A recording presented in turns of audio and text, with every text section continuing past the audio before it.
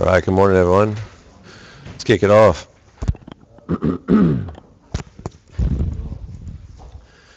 right. Well, last night's session in the States was a classic, quite bearish action. We had some of the stocks coming under pressure, basically from the very get-go. But what was interesting about yesterday is that we opened up about almost 10 points on the S&P at the beginning of the session, and the whole session was pretty much a slide downwards, which even though we didn't finish down, significantly in terms of percentage or in point scale, the fact that we pretty much moved down throughout the session is definitely a little bit more bearish. So it's worth taking note of.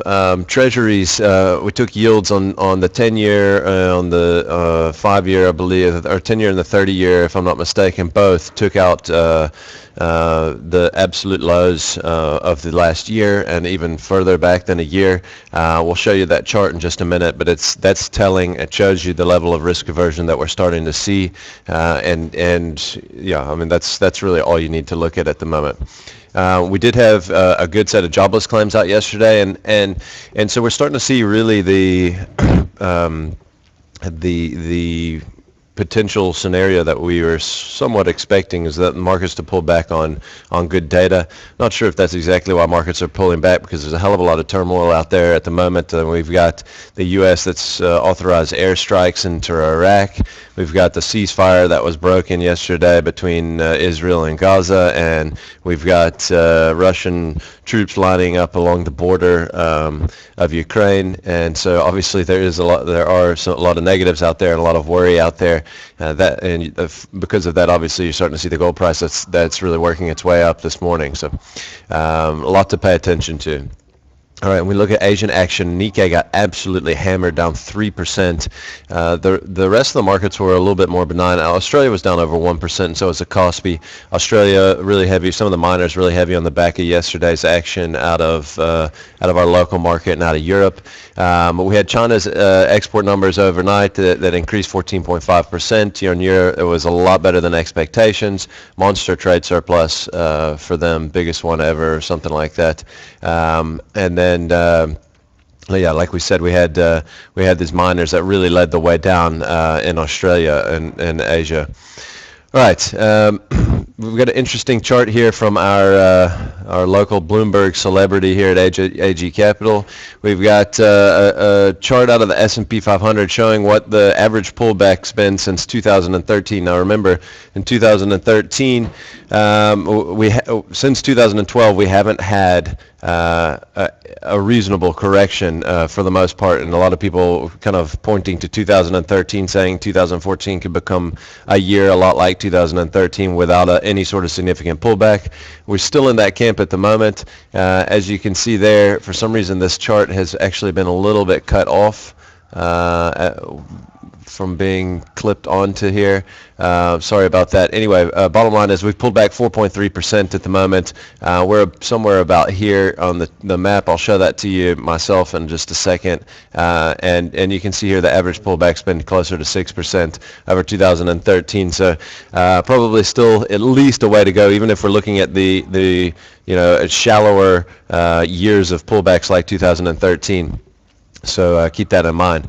In terms of corporate action today, we had Liberty that came out with first half numbers. Nice beat on headline earnings per share. Came in at 7.21 expectations. Bloomberg consensus were at 6.82.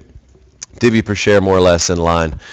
So not a whole lot to look at in corporate action today. And then in market data, like we said earlier, we had trade balance numbers and current account balance numbers out of Japan. Current account slightly worse, trade balance number maybe slightly better. Then we had, like we said, we had the numbers out of China as well, trade numbers which were significantly better on the export side. Then we had trade balance numbers out of Germany earlier this morning. We've got industrial production later in France as well as manufacturing production, the trade balance out of the UK, and wholesale inventories in the States. So absolutely nothing to pay attention to today going forward in terms of market data. We'll have to sit here and follow the action and see where we go from there. S&P futures currently down 12 points, so this could be a little bit of exciting finish to the week. All right, let's get into the maps. First thing that we're going to have a look at is Treasuries, U.S. Treasuries. Okay, so we're looking at the 10-year here. I believe this is the 10-year. Yes, the 10-year. Which you can see, as we mentioned earlier, just absolutely bombing out yet in yesterday's session. Just giving us confirmation that yields are, that risk aversion is the name of the game at the moment. Bonds rallying like this on good data out of the States. You can just see here that everyone is absolutely running for the hills in equities right now, and this is a perfect example of that. Definitely on this breakout here, looking for even a lower target and yields as well, so probably also maybe signaling that there's more left in the equity market to the downside. Speaking of the equity market, we're going to have a look at the S&P 500. Like we said, that chart got a little bit cut off and we pasted it on there. Sorry about that. We've dropped levels here in the S&P quite obviously. We're going to look at support here somewhere around between 1880 and about 1897, somewhere in that area is definitely where there's some sort of little risk range there. I fully expect us to get down and touch that level maybe around 1880 before we get any sort of real bounce. I mean, just on where futures are this morning on the S&P as we sit will probably take us down another 12 to 15 points today, which would bring us well below 1900 and somewhere in the middle of that range. So I fully expect us to get there, probably be close to around where the 200-day moving average is at a point once we get there. I'm not saying that I don't think that we're necessarily going to turn around and just take off and make new highs again on the S&P after we hit support there, but it might be a place where we get a little bit of a short-term bounce. So just keep that in mind. All right, so let's look at light sweet crude. I'm going all the way back for a 10-year on this, and I was looking at this with one of our other traders yesterday because oil's been a non-event now for a long time, and there's a couple of ways that you could look at this. I mean, if you look at it in just the last couple years, you can see we've been in a very narrow channel here that you can really probably run all the way back, to there. But I think what looks even more interesting is if we really look at this longer term sort of wedge that we're in from the absolute peaks to the absolute bottoms of our long-term chart. I mean, this consolidation is absolutely telling. You can see there that we've dropped support, and looking at it in that manner on Wednesday's session, and I think we got to watch this one closely. I mean, it's hovering right around its 200-day at the moment, and you can see how pretty much every single time it's managed to bounce more or less off of its 200-day moving average, going back for a long period of time. At least looking at this weekly chart, this is the weekly moving average of it, 200-day moving average. So I think that we can drop those sort of levels, then I don't see any reason why we can't take this out. What really makes this interesting is I think the general market's quite long accrued at the moment, and you've got all this turmoil going on in the Middle East, Israel and Gaza. You've got Russia, Ukraine. Russia, a huge oil and natural gas supplier. You've got Libya, which their production has pretty much been totally depleted. The oil, the oil infrastructure there is basically a state of emergency. When you combine all those factors, you think oil would really be pushing out to new highs, and we're taking out support on charts to the downside. So I think that this is somewhat telling. Could catch the market a little bit on the wrong side. So I wouldn't be surprised to see oil really accelerate a little bit to the downside.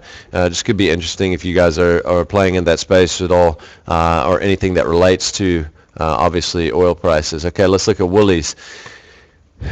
And Woolies, I should have shown this chart yesterday. Actually, I'd meant to, and somehow, I don't know, I just didn't mention it. We've really dropped major support from where we broke out This chart's been very clearly defined. I mean, this uptrend's been unbelievable. It's so steep going all the way back to February. We were down south of 60. Next thing you know, we're freaking up around 85. And it's just been, like I said, it's incredibly steep.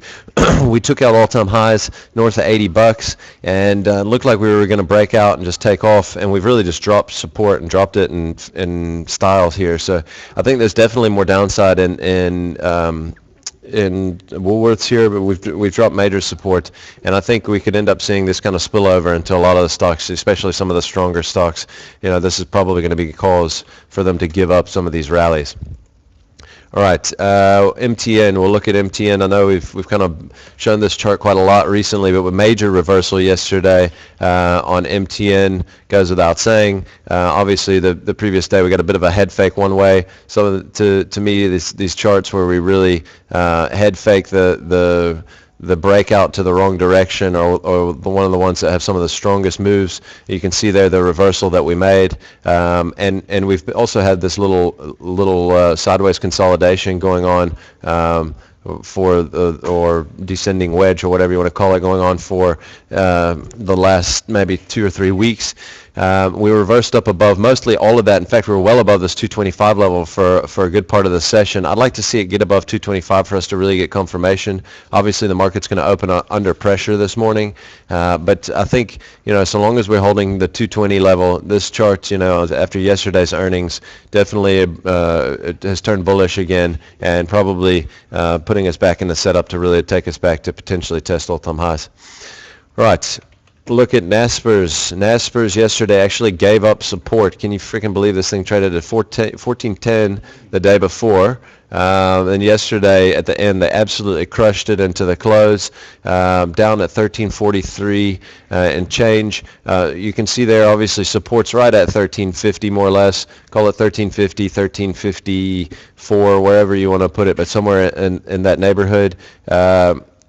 What's interesting here, obviously Tencent traded really well overnight. Tencent up, I'm looking as we speak, is up 2.3% in Hong Kong, with the markets getting absolutely decimated over the water. Hang Seng's actually managed to hang in. But bottom line is, this thing should look to gain support again this morning on the back of Tencent numbers. So this level will be looking like a nice hold. I personally think that this has been kind of a bit of an outlier in our market, and as you can see, the divergence right now between something like Tencent and the rest of the market, the correlations haven't been nearly as high to our market as some of the others.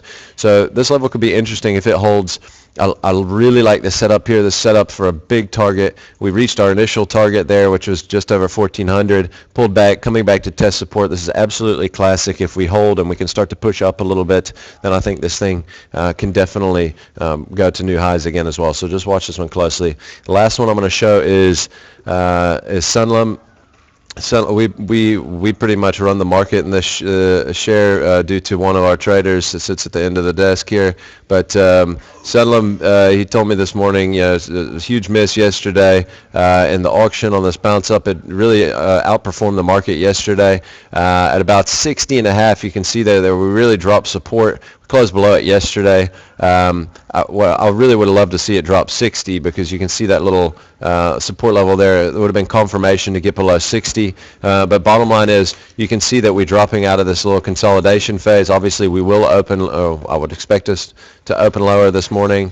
And I think that we can definitely drop down. The level of support here are debatable. I would say that obviously this is first level, which is somewhere around 58.70, 58.80, but that's a bit of maybe a potential blip, and I think the major support is more down here, closer to 54. Don't know if we'll be able to retrace as much as that, but just keep it in mind. I wouldn't be surprised if we did get a correction all the way down to those sorts of levels. And that's it for today, guys. Good luck out there.